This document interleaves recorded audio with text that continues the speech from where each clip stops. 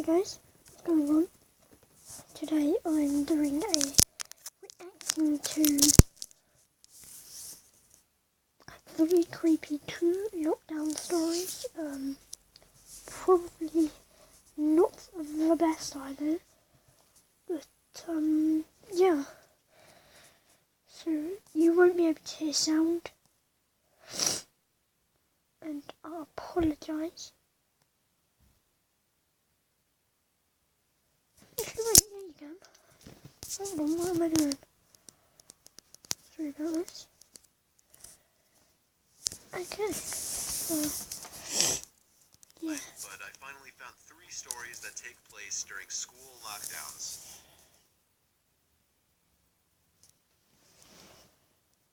It was a typical boring day in calculus, only it was Friday, 7th period, meaning the week was almost over and spring break would finally be upon us, so everybody was getting antsy in their seats, I could tell. We didn't have a test that day like a lot of my friends did with their other teachers, so our teacher in the middle of class just decided to start playing games with us on Sporkle.com. He was a very laid-back teacher like that. As we were doing some brand logo quiz on Sporkle, I remember the exact moment it happened. Right after my friend answered a question, I remember the exact answer too, Adidas. The dean's voice came through the loudspeaker. He sounded panicked and frantic as he told all the teachers this was not a drill. Okay guys, I'm back. My arms, as our usually laid-back teacher too seemed panicked as he ran to turn off the lights and ushered us to the back corner of the room. We all sat in silence for about 2 minutes, and then the usual buzzing that came from a panel in the back of the room ceased, indicating that the school must have cut all the power. We all looked at each other, realizing this must be serious. A few more minutes of waiting later, we heard a man screaming at the top of his lungs coming down the hallway. 2 girls in the class actually started crying, which made all of us even more scared. As the screaming got closer to the... Hold on. Crying is not sensible because he's going to be able to hear you. Really? You dumb. Hold on. Bigger. What? There we go. Classroom. The lunatic-sounding man started banging on the lockers while screaming, "I'll kill all of you." It was at that moment that I started to fear for my life. Oh, My teacher shushed us as we all looked at each other to see our peers' reactions. The banging then moved from the lockers to our classroom door, and that's when one of the crying girls screamed no. The banging on the door only grew worse as the man started screaming, "Open up." 2 of the girls in the class were crying out loud now. It felt like an eternity that man was pounding at the door, but eventually he finally continued down the hallway, screaming like a mentally insane person until we could not hear him anymore. I'd say 10 minutes later, though it felt like half an hour given the situation, the dean came back on the loudspeaker explaining the situation, which was surprising for him to do. He explained that some apparently mentally unstable person entered the building and assaulted the woman sitting at the front desk, causing her to flee the building screaming, and staff wasn't sure if the man was armed or not. Now this was before the school had cameras or could afford proper security, so the school was wide open to something like this happening.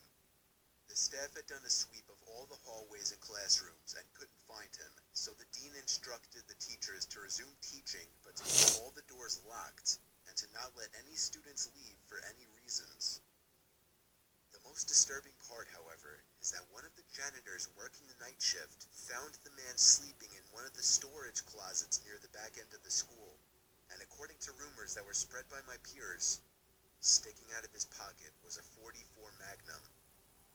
The janitor must have done something stupid to wake him up, for example, leaving the closet door open, because by the time a police officer could arrive on the scene, the man was gone.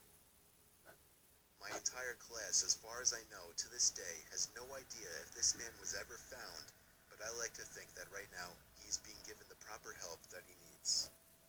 So do I. That was scary. So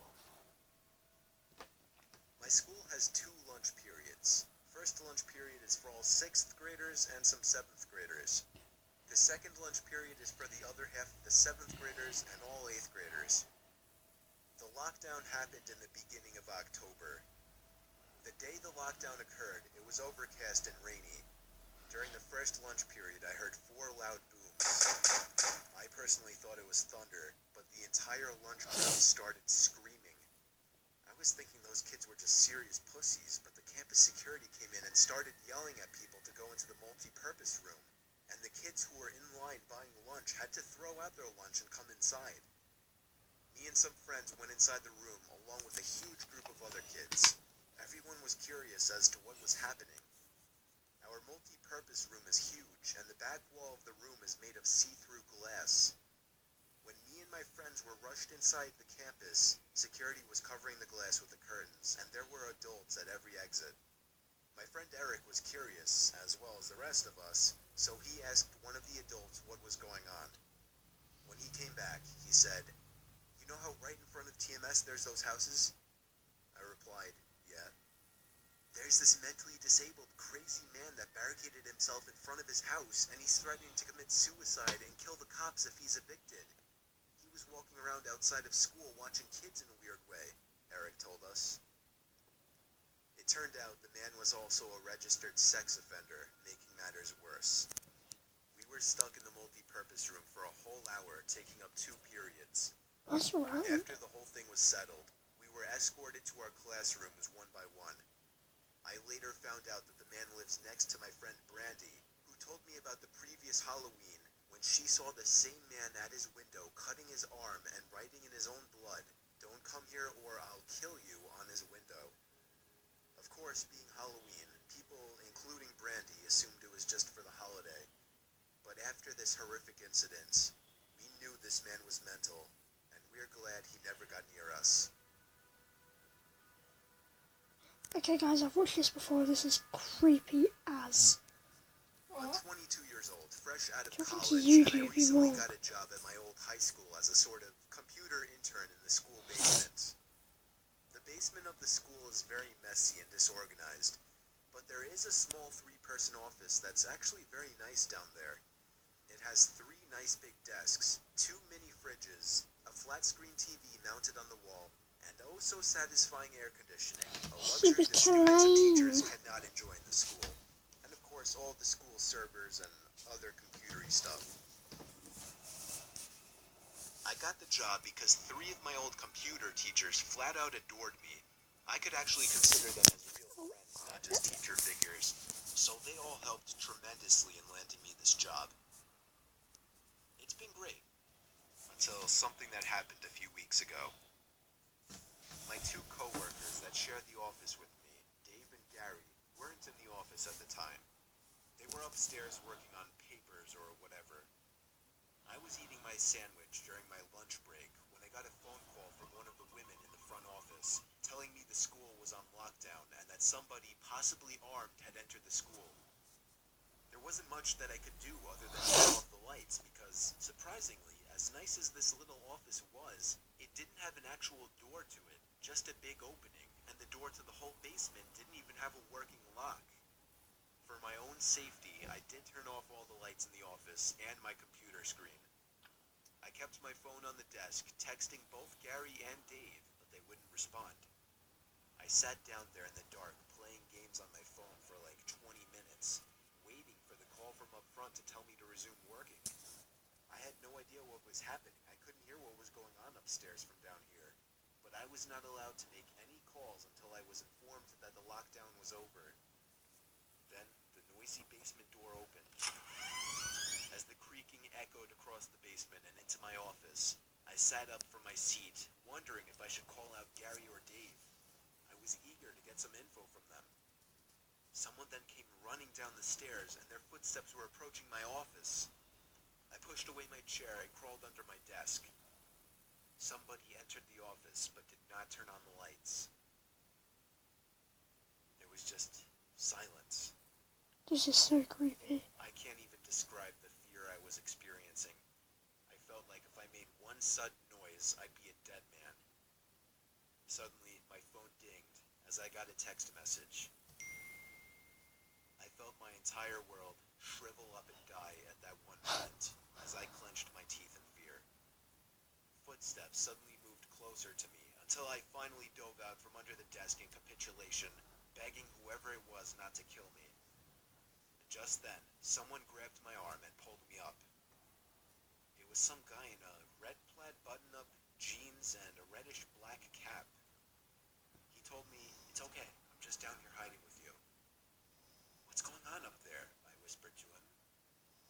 He kind of ignored my question and asked me if there's an exit down here. I told him, "Yeah, around that way." Before he could do anything else, I asked him, "Who are you?" There was a brief moment of silence before he started explaining he was coming in to pick up his son when a teacher told him to hide. After his explanation, I checked my phone and saw the text I received was from Dave. It said, "Dude, this is fucking crazy. Some guy with a gun shot Mr. Buckley. He's wearing a red shirt and hat.